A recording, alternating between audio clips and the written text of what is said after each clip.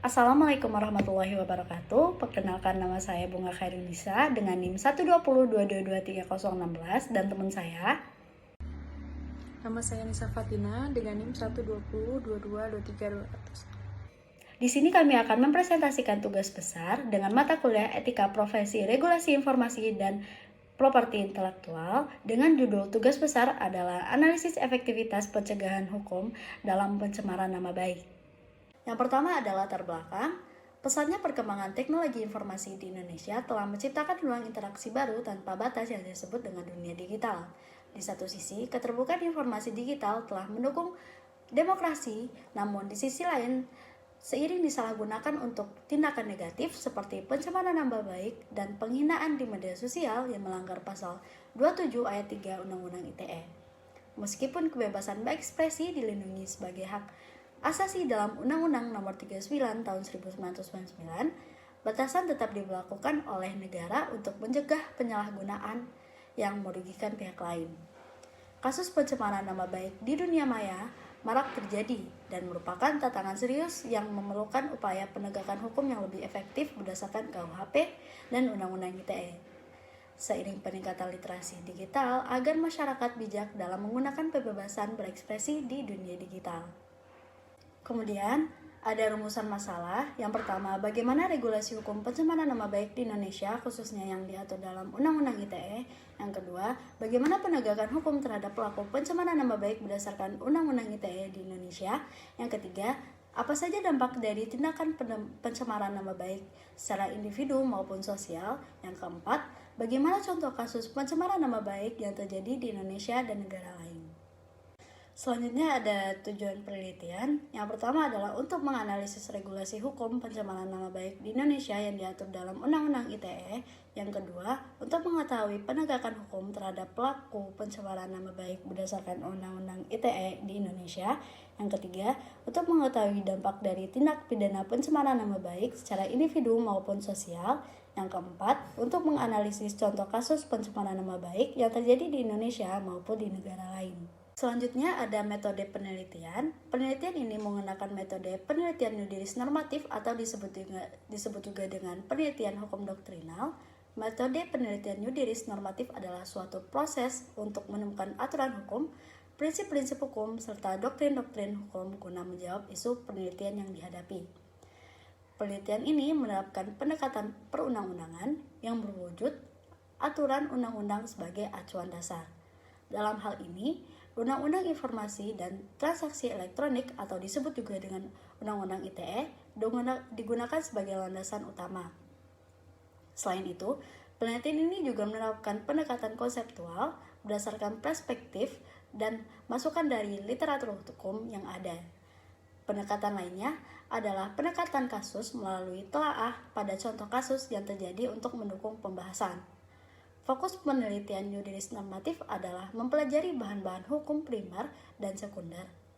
Bahan-bahan tersebut antara lain teori hukum, konsep hukum, kaidah hukum, dan asas hukum, dan juga perundang-undangan yang terkait tentang topik pencemaran nama baik dalam Undang-Undang ITE.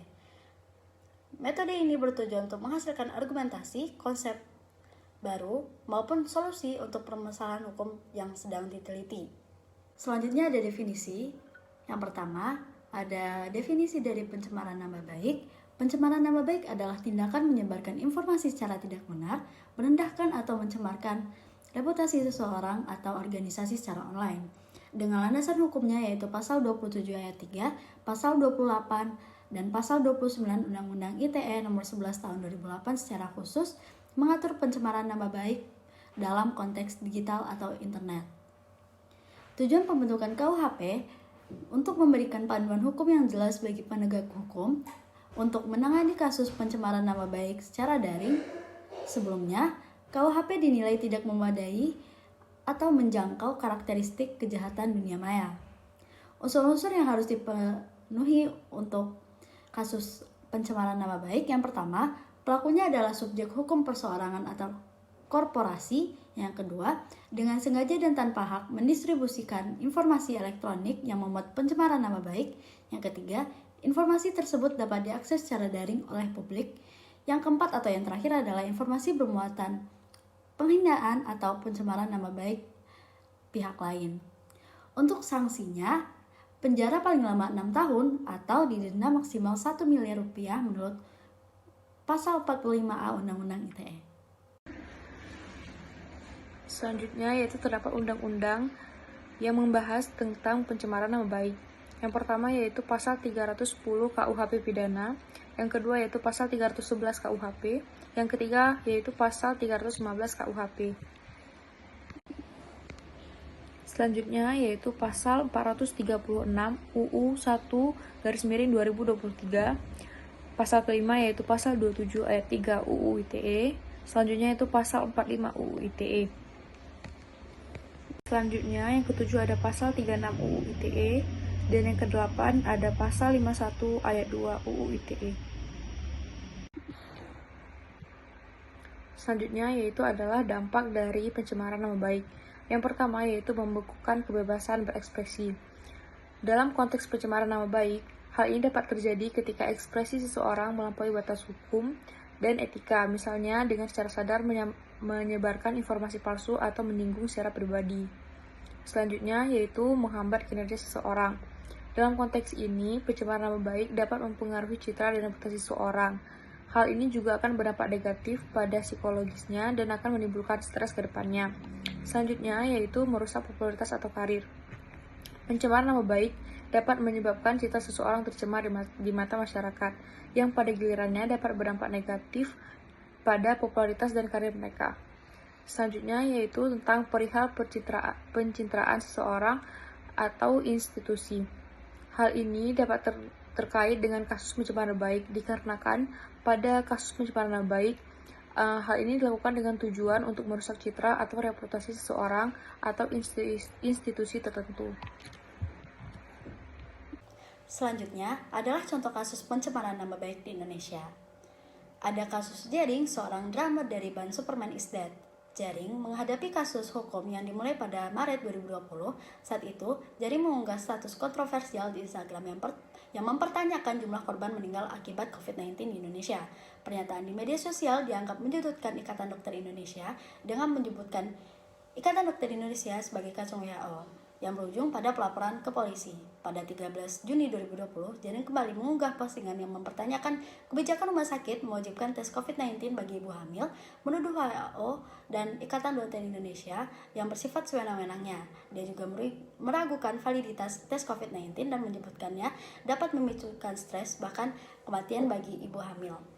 Dan pada 15 Juni 2020, Jering memposting informasi yang mempertanyakan data kematian dokter akibat COVID-19 dengan menyebutkannya hoaks untuk menciptakan ketakutan publik. Jering kemudian dilaporkan oleh Ketua Ikatan Dokter Indonesia Bali atas tuduhan ujaran kebencian dan menyebarkan hoaks terkait COVID-19. Pada 13 Agustus 2020, Jering diperiksa oleh penyelidik Polda Bali terkait dugaan pencemaran nama baik Ikatan Dokter Indonesia dan ujaran kebencian melalui media sosial. Dalam pemeriksaan, Jering mengakui membuat postingan tersebut dan mengunggah Ikatan Dokter Indonesia untuk mengambil tindakan atas ketidakadilan dalam kebijakan tes COVID-19. Polda Bali menemukan unsur pencemaran nama baik berdasarkan keterangan ahli bahasa dan Jering ditetapkan sebagai tersangka. Setelah proses penyelidikan, Jering ditahan di Polda Bali dan dijerat pada Pasal 28 ayat 2 dan Pasal 45A ayat 2 Undang-Undang ITE yang melarang penyebaran informasi kebencian. Kasus ini kemudian dibawa ke pengadilan di mana jaksa penuntut umum menuntut Jering dengan pidana penjara 3 tahun dan denda 10 juta. Meskipun majelis hakim menyatakan Jering bersalah, vonis yang diberikan lebih ringan, yaitu 1 tahun 2 bulan dengan denda 10 juta subscriber 1 bulan kurungan. Majelis hakim menganggap Jering bersalah menyebarkan ujaran kebencian terhadap Ikatan Dokter Indonesia Bali melalui unggahan di media sosial, sehingga dijatuhi hukum penjara dan didenda sesuai dengan putusan pengadilan. Selanjutnya adalah contoh kasus pencemaran nama baik internasional, yaitu kasus Relay Densivier. Kasus Relay Densivier berawal dari sebuah perdebatan di media sosial Twitter tentang isu antisemitisme dalam Partai Buruh Inggris yang turut diikuti oleh Rasha Riley, seorang selebriti dan pembawa acara televisi di Instagram. Dalam percakapan tersebut, Riley terlibat pertukaran pesan dengan akun Twitter yang kemudian mengidentifikasi dirinya sebagai seorang gadis berusia 16 tahun. Kemudian, pada tanggal 26 Januari 2019, Michelle Sevier, pengelola kasus web Fox Political, menerbitkan sebuah artikel berjudul serial Abuse Rachel Riley to Retrieve Exploitation on Ground that she is receiving abuse, yang menunjuk pada perdebatan Twitter tersebut. Dalam artikel, Sevier menuduh bahwa Riley telah terlibat mendukung dan mendorong terjadinya kampanye pelecehan dan intimidasi secara daring terhadap gadis 16 tahun tersebut. Sevier bahkan menuding Riley untuk memprovokasi para pengikutnya di Twitter untuk mengancam dan membunuh remaja 16 tahun tersebut yang disebut-sebut menjadi korban pelecehan daring oleh Riley. Tudingan dan tuduhan pencemaran nama baik terhadap dirinya tersebut dibalas oleh Riley lewat jalur hukum. Riley mengugat Sevier atas tuduhan pencemaran nama baik terkait artikel Fox Political tersebut. Meskipun Sevier beralasan demi kepentingan publik, namun Pengadilan Tinggi Inggris memutuskan bahwa tuduhan Sevier terhadap Riley tidak hanya tidak benar dan tak berdasar, tetapi juga sama sekali tak masuk akal dan melampaui batas. Akhirnya, Riley memenangkan kasus ini dan diberi ganti rugi sebesar 50.000 euro serta diperkenakan untuk menerbitkan larangan terhadap pemberitaan serupa dengan Sevier. Kasus pencemaran nama baik yang dialami Riley ini diatur dalam Undang-Undang Pencemaran Nama Baik 2013 di Inggris. Selanjutnya yaitu kesimpulan. Kesimpulan dari laporan ini yaitu pentingnya regulasi hukum, khususnya UU ITE, dalam menangani kasus pencemaran nama baik melalui internet di Indonesia. UU ITE memberikan landasan yang jelas bagi penegak hukum untuk menangani tindakan yang merugikan reputasi seseorang secara daring. Sebelum adanya UU ITE, KUHP dianggap tidak memadai untuk menangani kasus-kasus di dunia maya. Pencemaran nama baik tidak hanya memiliki dampak pribadi, tetapi juga mencakup dampak sosial dan profesional yang signifikan. Korban dapat mengalami pengucilan sosial dan kerugian finansial yang dapat merusak karir mereka. Oleh karena itu, penanganan kasus ini tidak hanya melibatkan sanksi pidana, tetapi juga perlu perlindungan terhadap hak-hak secara individu.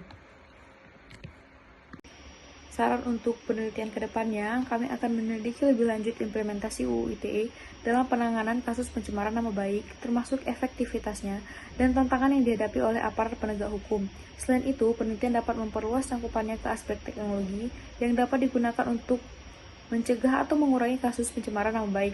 Dengan demikian dapat dihasilkan rekomendasi yang lebih holistik untuk meningkatkan perlindungan terhadap individu dan masyarakat dalam dunia digital.